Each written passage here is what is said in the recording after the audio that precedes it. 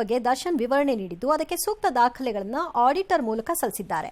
ಇದರ ಮಧ್ಯೆ ಇವತ್ತು ಸಂಜೆ ದರ್ಶನ್ ಅವರನ್ನ ಡೆವಿಲ್ ಸಿನಿಮಾದ ನಿರ್ಮಾಪಕ ಪ್ರಕಾಶ್ ಮತ್ತು ಆಪ್ತರಾದ ಸುನಿಲ್ ಶ್ರೀನಿವಾಸ್ ಎಲ್ಲರೂ ಕೂಡ ಭೇಟಿ ಮಾಡಿದ್ದಾರೆ, ಚರ್ಚೆ ನಡೆಸಿದ್ದಾರೆ. ಆಯ್ತು, ಮಾಡಲಿ ಬಿಡಿ, ಅವ್ರ ಕೆಲಸ ಅವ್ರು ಮಾಡ್ತಾರೆ, ಅವ್ರ ಉತ್ತರ ಅವ್ರು ಕೊಟ್ಕೋತಾರೆ. ಈಗ ಹೌದು, ಇವಾಗ ಆಡಿಟರ್ ಮೂಲಕ ಉತ್ತರ ಕೊಟ್ಟಿದ್ದಾರೆ.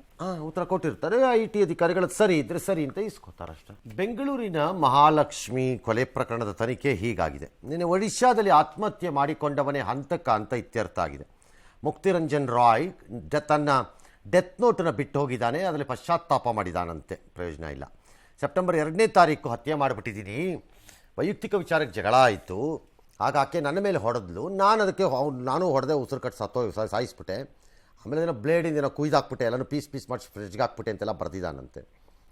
ಏನೋ 7-8 ತಿಂಗಳಿಂದ ಇಬ್ಬರ ಮಧ್ಯೆ ಸಲಗೈತು. ನನ್ನ ಮದುವೆ ಆಗುವಂತ ಒತ್ತಾಯ ಮಾಡ್ತಿದ್ಲು, ನಾನು ಅದಕ್ಕೆ ಒಪ್ಪಿರಲಿಲ್ಲ, ಡ್ಯಾಶ್ ಅಂತೆಲ್ಲ ಎಕ್ಸ್ಪ್ಲೈನ್ ಮಾಡಿದ್ದಾನೆ ಇವನು. ಸೆಪ್ಟೆಂಬರ್ 2ನೇ ತಾರೀಕು ಆದಮೇಲೆ ಅವನು ಎಸ್ಕೇಪ್ ಆಗಿದ್ದ, ಎಲ್ಲೆಲ್ಲೋ ತಿರುಗಾಡ್ಕೊಂಡು ಫೈನಲಿ ಅವ್ನು ಊರಿಗೆ ಹೋಗಿ ಸೇರ್ಕೊಂಡಿದ್ದಾನೆ. ಅವ್ರ ಪೋಷಕರ ಪ್ರಕಾರ ಅವ್ನು ಬಂದಾಗ ಅವ್ನು ಮೂಡ್ ಸರಿ ಇದ್ದಂಗೆ ಕಾಣಿಸ್ಲಿಲ್ಲ ನಮಗೆ. ಆದರೆ ಸಾಯೋ ಹಿಂದಿನ ದಿನ ಬೆಳಗ್ಗೆ ಸ್ಕೂಟ್ರ್ ತೊಗೊಂಡು ಬೈಕ್ ತೊಗೊಂಡು ಹೊರಗಡೆ ಹೋದ, ಹೊಲಕ್ಕೆ ಹೋಗಿ ನೇಣು ಹಾಕೊಂಡು ಸತ್ತಿದ್ದಾನೆ ಇವನು ಅಂತ ಹೇಳಿದ್ದಾರೆ.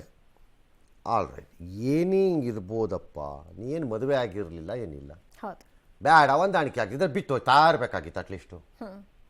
ಆಕೆ ಗಂಡನ್ ಬಿಟ್ಟು ಈಗ ಬೇರೆ ಇದ್ಲಲ್ಲ, ಹಾಗೆ ಇವನು ಏನಾದ್ರು ಮಾಡ್ಕೊಳ್ಳಿ, ಆಕೆದು ಹಣೆ ಬರಹ, ಆಕೆದು ಜೀವನ ಬೇಡ ಅನ್ಸುತ್ತೆ. ಅದಕ್ಕೆ ಆ ಥರ ಯಾಕೆ ಮಾಡಕ್ಕೆ